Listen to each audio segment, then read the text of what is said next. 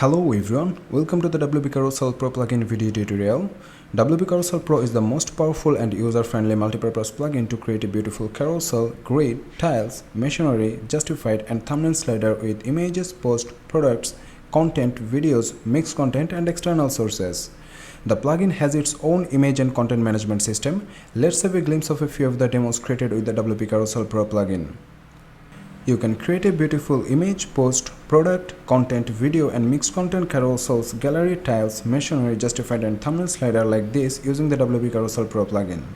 So far you have seen only a few of the demos that can be achieved with the WP Carousel Pro plugin, but you can create unlimited showcase using the 6 different layout presets simply configuring the plugin features. Let me give you a quick overview of all the plugin features and then I will show you how you can create a carousel in real quick. So let's get started. Once you have installed and activated the plugin in your WordPress dashboard, you will see a menu named WP Carousel Pro. When you click on it, it will take you to this page. Here you will find all the shortcodes you have created. Click Add New to create a new carousel and give it a title. Below that, you can select a source type from images, post, products, content, video, mixed content and external. Initially, source type is selected as image.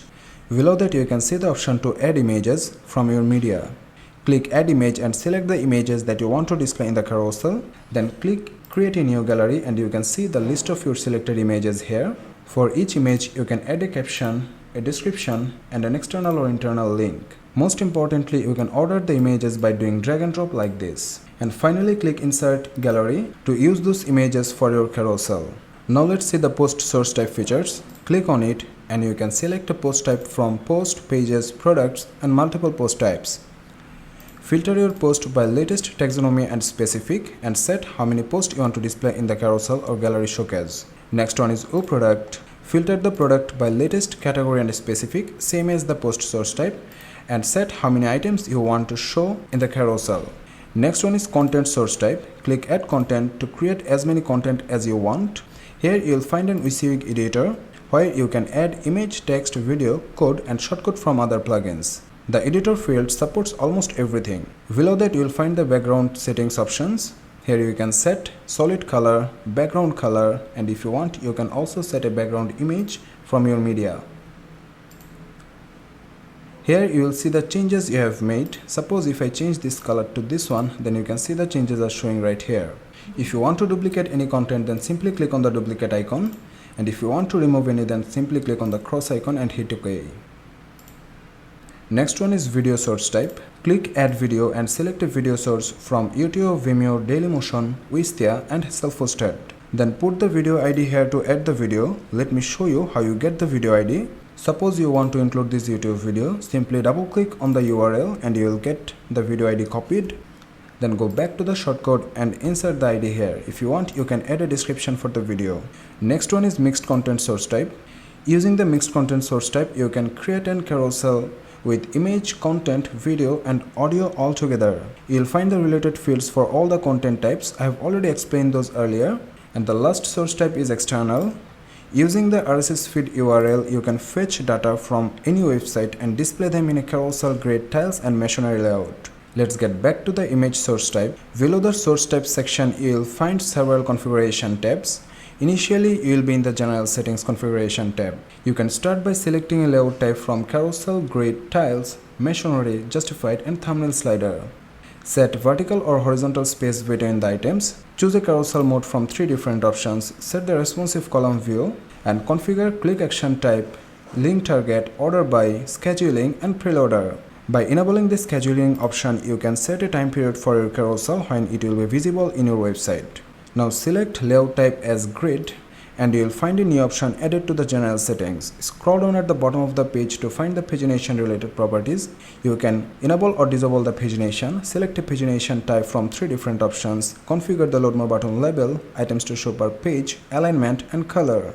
You will get these pagination options for tiles, machinery and justified layout as well. Now go back to the carousel settings and move on to the style settings configuration tab. Here you will find all the styling options for your carousel, like you can select a content position from bottom, top, right, left and overlay. When you select overlay, you will get a few related properties to configure the overlay, like overlay content type from 6 different options, overlay content visibility, animation type, overlay background. Check the box to make all the items to the same height as the tallest one. Configure slider border, border radius, box shadow, inner padding and slider background from here. Show or hide the image caption and description if you want. Next one is image settings configuration tab. Here you will find the image related properties like image size, image height CSS, border radius. If you want, you can set custom image size as well and enable the 2x resolution for retina display. Enable or disable the variable width and lazy load. Variable width means the number of columns depends on image width. Set a zoom effect and image mode effect for the images. Enable or disable the watermark for the image. You will find more options regarding the watermark in the plugin settings menu. Click here to configure it. I will explain those later. Enable the option to protect images downloading from right click. Show or hide the image title attribute. Now let's move on to the Lightbox settings. There are almost 30 Lightbox features. You can control almost everything of the Lightbox from here. Next one is carousel settings. Choose a carousel orientation from horizontal and vertical. Configure autoplay speed, sliding speed, pause on hover, infinite loop and carousel direction according to your website direction. Set the number of rows for responsive devices. Using this option, you can create a multi-row carousel. Set a beautiful sliding effect from slide, fade, cover flow, flip, cube and convert. Remember, these effects only works in single column view except slide and fade. Configure the navigation and pagination related properties from here. Enable or disable the adaptive height, touch sweep, mouse draggable, free mode and sweep to slide. The last one is typography settings. Here you can configure the slider section title, caption font and description font properties like font family, font style, text alignment, text transformation, font size, line height, letter spacing, font color and etc. All the source type has their own configuration options, so let's have a look at the post source type.